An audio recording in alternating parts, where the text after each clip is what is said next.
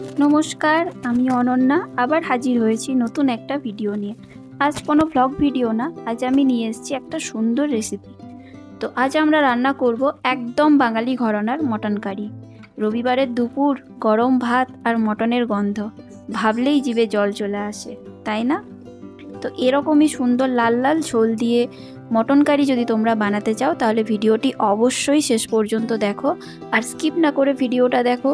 নতুন বন্ধু যারা দেখছো তাদের কাছে অনুরোধ রইল, সাবস্ক্রাইব করে আমার পাশে থেকো আর পাশে থাকা বেল আইকনটাকে হিট করে দিও, যাতে আমার দেওয়া সমস্ত ভিডিওর নোটিফিকেশন তোমার কাছে যাতে আগে যায় সেই জন্য। তো চলো শুরু করি। আমি এই মটন কারি বানানোর জন্য প্রথমেই নিয়ে নিয়েছি 1 কেজি মতো রেওয়াজি খাসি। আর এই মাংসটাকে প্রথমে আমি ম্যারিনেট করব, তার জন্য আমি এখানে দিলাম 2 চামচ হলুদ গুঁড়ো, 1.5 চামচ মতো কাশ্মীরি লঙ্কার গুঁড়ো, 2 চামচ টক দই আর পরিমাণ মতো রসুন বাটা, আদা বাটা। তো রসুন বাটা আমি এখানে 40% নিয়েছি আর আদা বাটা নিয়েছি কিন্তু আমি 60%। তারপরে একটু সর্ষের তেল দিয়ে আমি এই মাংসটাকে ভালো করে মাখিয়ে নেব। এমনভাবে তোমরা মাংসটাকে মাখাবে যেন সমস্ত মশলা এই মাংসের সাথে ভালোভাবে মিশে যায়। আর তারপরে এটাকে একটা চাপা ঢাকনা দিয়ে আমি কিন্তু ম্যারিনেট হতে দেবো। ম্যারিনেটের জন্য 15 থেকে 20 মিনিট আমি এটাকে ম্যারিনেট করব। আর ততক্ষণে আমি তোমাদেরকে আলুটা দেখিয়ে দিই। আমি এখানে ডুমো ডুমো করে আলু কেটে নিয়েছি। তো এরকমভাবেই তোমরা আলু কাটবে, আর আলু যেরকমভাবে শেপ করে কাটবে না, মাটনের কিন্তু গ্রেভি কিন্তু ততটাই সুন্দর হবে, দেখতে সুন্দর হবে। তো আমি এখানে একটা কড়াই গরম করে নিয়েছি, আর কড়াইয়ে আমি দিয়ে দিলাম সর্ষের তেল। এই রান্নাটা তোমরা সাদা তেলেও করতে পারো বা ঘিতেও করতে পারো। তো আমি প্রেফার করি সর্ষের তেলেই রান্না করা, তাই আমি সর্ষের তেল দিয়েছি। এবারে সর্ষের তেলে ওই যে আলুগুলো কেটেছিলাম, ওই আলুগুলোকে আমি খুব সুন্দর সোনালি সোনালি করে ভেজে নেব। আর তার জন্য আমি এখানে কিন্তু দেখো ওই কড়াইয়ের মধ্যে যে তেলটা গরম হচ্ছে তার মধ্যে কিন্তু আলুগুলোকে আমি এক এক করে ছেড়ে দিলাম। এরপরে এই আলুগুলোর ওপর থেকে আমি একটু কাশ্মীরি লঙ্কার গুঁড়ো 1 পিঞ্চ মতো আর 1 পিঞ্চ মতো হলুদ গুঁড়ো ছড়িয়ে দেবো। তাতে কি হবে, এই যে তেলের রঙটাও খুব সুন্দর হবে আর আলুর রঙটাও কিন্তু খুব সুন্দর হবে। আর আরও একটা জিনিস হবে, তো সেটা তোমাদেরকে আমি ভিডিও চলতে চলতে কিন্তু বলবো। তো এই আলুগুলোকে কিন্তু খুব ভালো করে তোমাদেরকে ভাজতে হবে। তো আমি একটু খড়া খড়া করেই আলু ভাজবো, কারণ আলু ভাজার ওপরে আমার ডিপেন্ড করছে মাংসর ঝোলের যে টেস্টটা সেইটা কিন্তু, কারণ আলুটা কিন্তু মেন এখানে।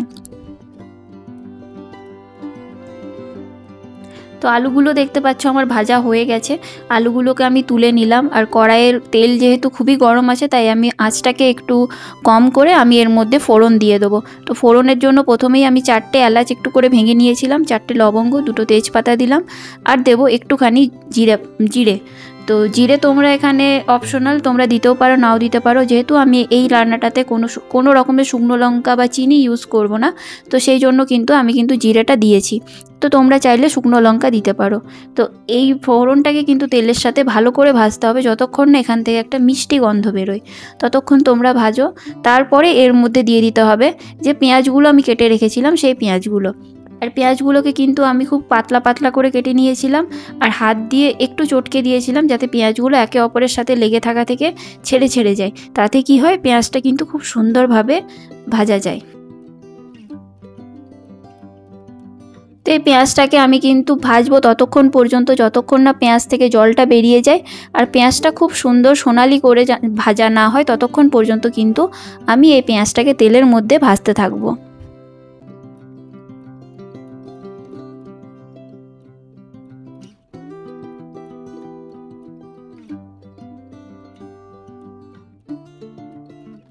তো পেঁয়াজটা দেখো খুব সুন্দর করে ভাজা হয়ে গেছে, আর পেঁয়াজটাতে কিন্তু একটা গোল্ডেন কালারও চলে এসছে।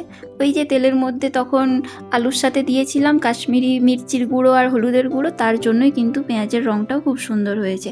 এরপরে আমি কিছু বেসিক মশলা এই পেঁয়াজটার মধ্যে অ্যাড করব, যেমন আমি এখানে দিয়ে দিলাম 1.5 চামচ মতো কাশ্মীরি লঙ্কার গুঁড়ো, আর দিলাম 2 চামচ হলুদ গুঁড়ো। তো তোমরা যদি আমার চামচের সাইজ জানতে চাও তাহলে আমি বলবো যে মশলা দেবার জন্য যে ছোট ছোট স্টিলের চামচগুলো হয় আমি কিন্তু ওই চামচটা ইউজ করি। এটা তোমাদের মশলাটা দেবার সময় যাতে তোমরা কতটা পরিমাণ দিতে হয় তো সেটা যাতে ঠিকঠাক দিতে পারো সেই জন্য বলে রাখলাম। এরপরে আমি এখানে দিয়ে দিলাম প্রায় 1.5 চামচ মতো ধনে পাউডার। তো ধনে যেহেতু আমি বাড়িতেই গুঁড়ো করে নিই তাই এখানে খুব বেশি আমি ধনে গুঁড়ো ইউজ করব না, কারণ একটুতেই এই ধনেটার কিন্তু খুব সুন্দর টেস্ট হয়। আর আমি এখানে দিয়ে দেবো 1 চামচ জিরে গুঁড়ো।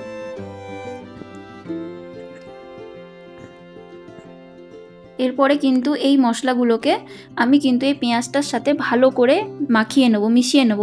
খুন্তির সাহায্যে হালকা হাতে কিন্তু এই পেঁয়াজটাকে ভাজতে হবে। আর হ্যাঁ, প্রথমে কিন্তু যখন তোমরা পেঁয়াজ ভাজবে তখন কিন্তু গ্যাসের ফ্লেমটাকে একটু হাই রাখবে, আর যখন মশলাগুলো দেবে তখন কিন্তু গ্যাসের ফ্লেমটাকে মিডিয়ামে রেখো। এরপরে আমি এর মধ্যে রসুন বাটা যেটা বেটে রাখা ছিল আমার এক্সট্রা, তো সেই রসুনটা আমি অ্যাড করলাম, কারণ এখানে খুব বেশি আমি রসুন দিইনি। তো রসুন যেহেতু আমি ম্যারিনেশনের সময় একবার অলরেডি দিয়েছি, তাই একটু পরিমাণে রসুন আমি এখানে দিলাম। তো রসুন আমি এখানে টোটাল দুটো মিলিয়ে 30 গ্রাম মতো ইউজ করেছি। তো তোমরাও এরকমই ইউজ করতে পারো। তো রসুনের সাথে দেখো ভালো করে পেঁয়াজটা মিশে গেছে। তো একটু ভালো করে কষিয়ে নেবো, যতক্ষণ না রসুনের কাঁচা গন্ধটা চলে যাচ্ছে ততক্ষণ কিন্তু আমি এটাকে কষিয়ে নেবো। আর এরপরে আমি দিয়ে দিলাম আদা বাটা। তো আদা বাটা আমি এখানে একটু বেশি ইউজ করছি, কারণ খাসির মাংসতে সবসময় আদাটা যদি একটু বেশি করে দাও তাহলে দেখবে টেস্ট কিন্তু ভালো হয়।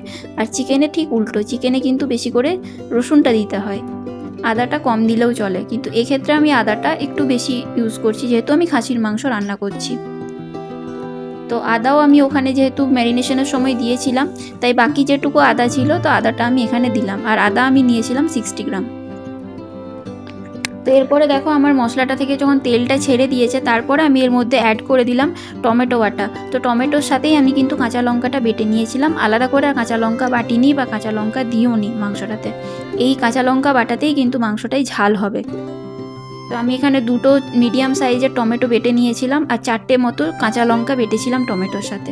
তো দেখো আমার কিন্তু মশলা খুব সুন্দরভাবে কষানো হয়ে গেছে, তেল ছেড়ে দিয়েছে।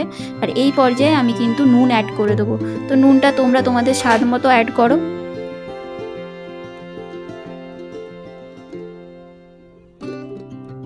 তো নুনটা মিশিয়ে নেওয়ার পর আমি কিন্তু ভালো করে নাড়াচাড়া করে নুনটাকে ভালো করে মিশিয়ে নেবো। আর নুন দেওয়ার পরে কিন্তু যে টমেটোটা যেহেতু পিউরি দিয়েছি সেটাতে তো গলার কোনো কিছু নেই, কিন্তু তাহলেও খুব সুন্দর মিশে যাবে।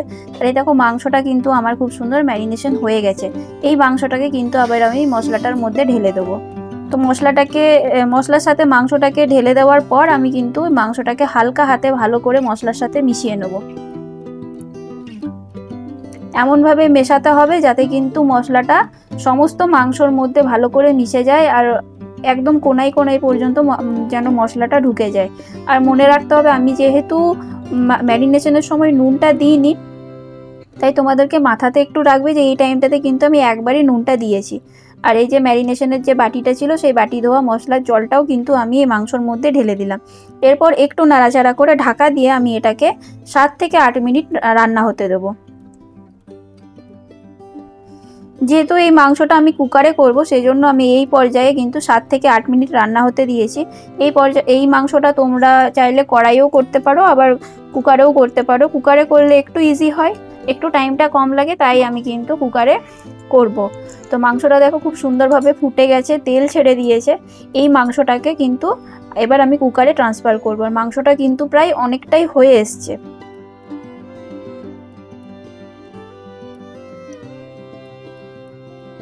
কড়াই থেকে কুকারে কিন্তু একদম আস্তে আস্তে ট্রান্সফার করবে, কারণ গরম থাকে তো পুড়ে যাওয়ার সম্ভাবনা থাকে।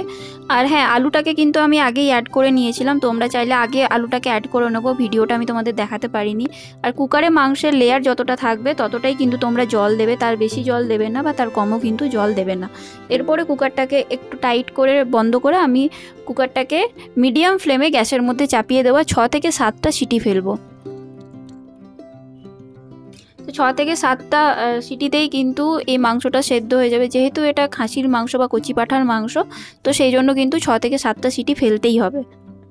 তো আমার সিটি এখানে পড়ছে আর তোমাদেরকে দেখাবো খুলে। হ্যাঁ, তো একটা কথা মাথায় রাখবে, লাস্টের যে সিটি সেটা কিন্তু তোমাদেরকে দমে রেখে দিতে হবে। যতক্ষণ না সিটিটা নিজে থেকে রিলিজ হয়ে যাচ্ছে ততক্ষণ কিন্তু তোমাদেরকে ঢাকনাটাকে বন্ধ করেই রাখতে হবে, খুলবে না। তো আমার রিলিজ হয়ে যাওয়ার পর আমি সিটিটাকে খুলেছি, আর একদম কম আছে আমি আবার মাংসটাকে ফুটতে দিয়েছি। আর এই পর্যায়ে আমি ওপর থেকে গরম মশলা ছড়িয়ে দিলাম মাংসের মধ্যে। তো গরম মশলা দেওয়ার পরে মাংসের টেস্ট কিন্তু আরও বেড়ে যাবে। আর তোমরা দেখতেই পাচ্ছ যে মাংসটার রঙটা কি সুন্দর হয়েছে। তো তোমাদেরকে বলছিলাম না, পরে তোমাদেরকে বলবো, সেটা হচ্ছে সেই কথাটা, যখন আমি আলুগুলো ভাজার সময় 1 পিঞ্চ কাশ্মীরি আর হলুদ অ্যাড করেছিলাম, ওই জন্য কিন্তু খুব সুন্দর হয়েছে। তো দেখো তৈরি হয়ে গেছে বাঙালি স্টাইলে মাটন কারি। গরম ভাতের সাথে পরিবেশন করো আর উপভোগ করো পরিবার পরিজনদের সাথে। ভালো লাগলে লাইক কমেন্ট শেয়ার করে দিও। আর নতুন যারা দেখছো তারা প্লিজ সাবস্ক্রাইব করে দাও। আমার কিন্তু সাবস্ক্রাইবার একদম বাড়ছে না, তোমরা ভিডিও তো দেখছো কিন্তু কেউই সাবস্ক্রাইব করছো না। তো প্লিজ সাবস্ক্রাইব করে দাও, আর পাশে থাকা বেল আইকনটাকে কিন্তু হিট করে দাও। তো আজ তাহলে আসি, আবার দেখা হবে অন্য কোনো দিন অন্য আরেকটা ভিডিওতে। কি ভিডিও আসবে সেটার জন্য তোমাদেরকে একটু অপেক্ষা করতে হবে। হয়তো ভ্লগ ভিডিও আসবে বা রেসিপি ভিডিও আসবে। ততক্ষণের জন্য বাই, সবাই খুব ভালো থেকো, সুস্থ থেকো আর হাসতে থাকো। আর আমাকে কিন্তু কমেন্ট করতে ভুলবে না যে তোমাদের এই রেসিপিটা কেমন লাগলো। আর দেখতে থাকো কানেক্ট টু মিমসিস ভ্লগ।